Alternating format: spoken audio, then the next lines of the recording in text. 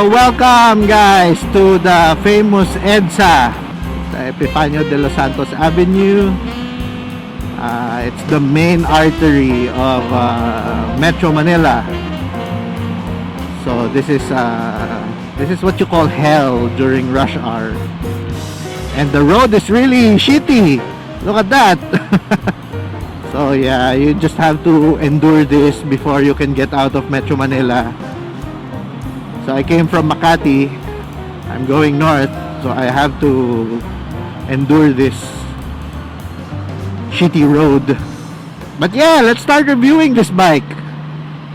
Okay. So just last week I already hit my 1,000 kilometer mark. So that means it's time for a tune-up. So I went to Kawasaki in Buendia in Makati to have it the preventive maintenance check. Just the usual oil change, filter change, chain lube, tighten here, tighten there, and yeah, now it's legit broken in. Now we can ride more careless. I mean carefree. As for the review, just to note that I'm a newbie, so I won't go into technical specs and analysis. Let's leave that to the pros and you know, Google University. I won't really dive into that because I wouldn't know what I'm talking about. So what I can offer is my honest newbie experience riding this 950cc sexy beast I call Zooey. Okay, so just a background. I was riding a scooter back in college, so that's where I started. Then I stopped. Then I worked. Then life happened, and I just got back on the saddle last year. I started with a Kawasaki W175. So I practiced on that, learned a lot of things, had a lot of headaches because of that bike. But yeah, I love that bike. It was a very simple single cylinder 175cc carburetor type motorcycle, and then I sold it and I got a BMW G310 GS. It's a 300cc adventure bike. So I still have that. That's my daily driver. And now we have this, a 950cc retro sport bike. Hence the RS in Z900RS. Retro sport. Whoa, whoa, whoa, whoa. See? Aside from shitty roads, we also have shitty drivers. So yeah, that's my background. Let me just get out of this road and I will continue my review, because I cannot focus talking while riding, especially when cars here are you know, dancing left and right. Alright, we're free. So we're about to enter the expressway. So what was I saying? Yeah, I love this bike. Love it, love it, love it, love it, love it. It was a relatively easy transition going back and forth from my 300cc adventure bike to this 950cc retro sport bike.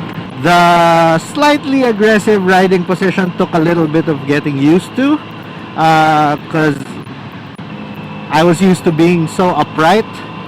Now I'm resting my body weight on my palms more often. So yeah, I just have to keep reminding myself to grip the tank with my legs like this, like that, this, especially when I'm braking, just to reduce the stress on the palms when your momentum carries you forward. But other than that, the seat is comfortable. I can't say the same for the pillion. Sorry to my wife when she's riding the pillion seat. I think this was really meant to be, you know, a solo rider bike. the pillion was just a bonus. That's why the first accessory that I installed was a grab bar. It was to make my wife feel more secure, slightly more secure when she's riding on the back. Yeah, here's the grab bar. Look at it.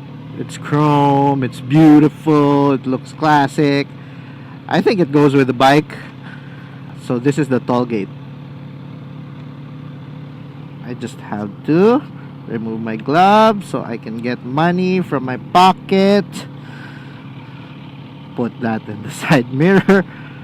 That's what I do, so it's easier.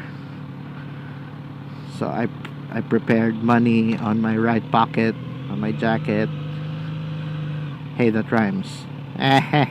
So yeah, it's I've gotten used to going back and forth, my adventure bike and this sport bike. My adventure bike is my daily driver. That's I call it my Manila proof bike. It can handle the shitty roads. The pillion's more comfortable, definitely more comfortable. Suspension's really soft. If it floods, it's yeah, it can handle it. It's an adventure bike.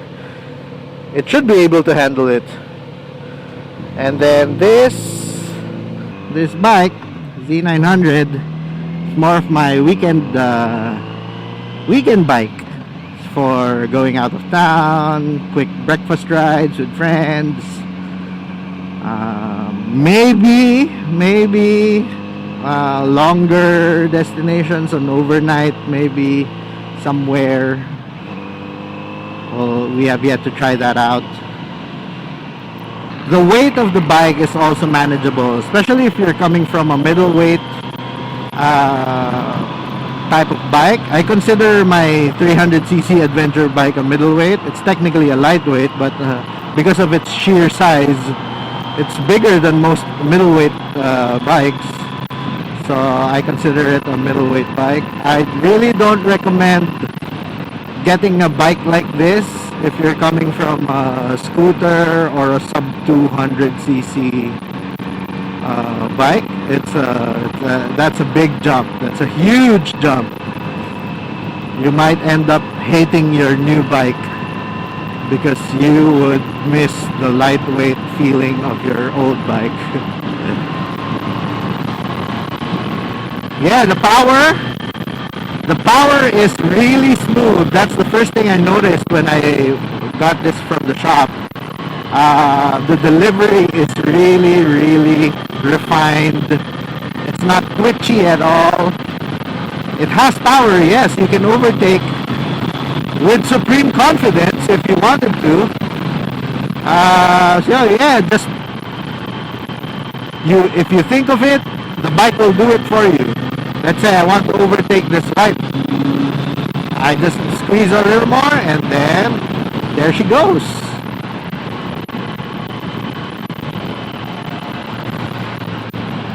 By the way, I also love the sound of the stock muffler. I've watched reviews and everybody's raving about how beautiful the tone of the stock muffler is, which is rare for stocks, right? But yeah, good job Kawasaki for taking the time to refine the sound. So I'm not really inclined to get an aftermarket pipe for this. I think what I have now is working fine. I just had the opening of the end the canister bigger because the stock here in the Philippines, I don't know, maybe because of the regulations, the stock here has smaller openings compared to the stock, let's say, in the US or Australia. But yeah, when I had it opened up, sounded great. Just overall, I love this bike. It's a great timeless bike. So of course I have a few minimal gripes about it. First is the gauge. The temp gauge for the engine temp is really sensitive. If you're on traffic, if you're stuck on traffic on a standstill, the temp goes full bars, and you would think you would overheat, but people say it's fine. Once you move, the fan kicks in. Once you move, it goes down to 3 or 4 bars. As long as it doesn't stall, that's fine. It's normal. It just really goes full bars. So why are you showing a rider that the temperature is full? It's a bit of an alarmist gauge, you know. So yeah, you just have to make your peace with it and don't mind it. I think it's fine. The other gauge, the gas gauge, is also really sensitive. It goes down to 1 bar, and if you look at the range, you still have like 80 to 90 kilometers left on your tank, and that's a whole lot of riding. That's a whole lot of riding left. So maybe you need to recalibrate the gauge a bit. Maybe instead of the remaining last bar, that it should be 2 bars more. If it goes down to like 50 or 40 kilometers, that's when you go 1 bar, or maybe even 60 kilometers, that's when you go to 1 bar. So yeah, it's just really, the gauges scare you. It scares you that you're overheating and you're gonna run out of gas soon, but you're really not. So that's one minor gripe. The other one is that the side mirrors, I find it a bit wide to my liking. It goes beyond, look at this, it goes beyond the handlebars, which is a bit unusual for me, because rule of thumb is the widest part of the vehicle or your motorcycle should be where your hands are. So when you're filtering, you can gauge the space better. So now that the side mirror is slightly beyond the width of the handlebar, it's a little tricky trying to weave in and out of traffic. I've hit a back of a truck once when I was weaving through traffic. I hit it with the side mirror. I also caught a branch one time when I was parking, because I was tired. It's not intuitive for me to, feel beyond my handlebars. Okay, so now we're in Petron. We're just gonna rest here for a while. So this is a huge ass gas station. Look at that, so many cars piled up.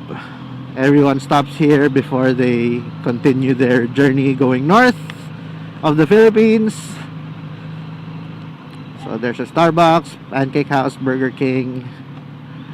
Usually in the early mornings, this is filled with GS riders, as featured in my other blog. This is filled with BMW GS adventure riders, some Harley riders as well. Yeah, let's find a spot and continue our review. Lastly, I find the foot pegs positioned a bit awkwardly. Sometimes I feel like I want to put my foot further back, especially when I'm on high speeds and when I'm standing in traffic.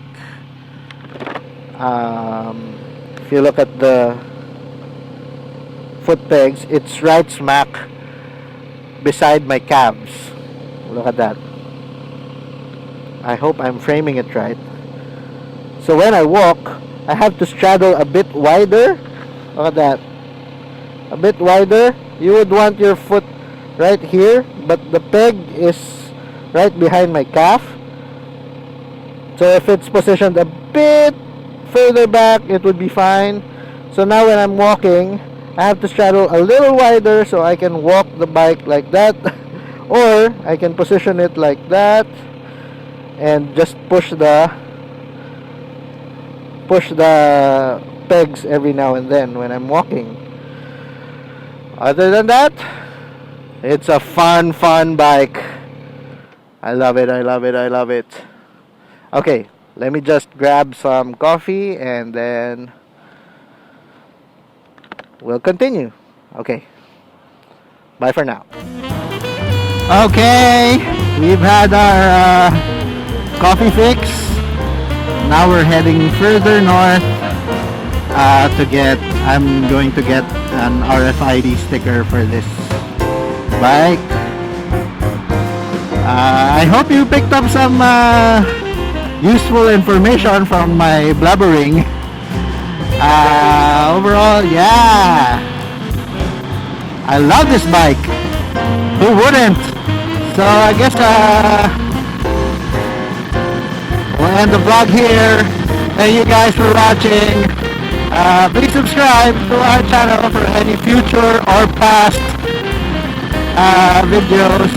You can see how I started with my W175. Yeah, that's it. Ride safe, everyone. Bye. Peace.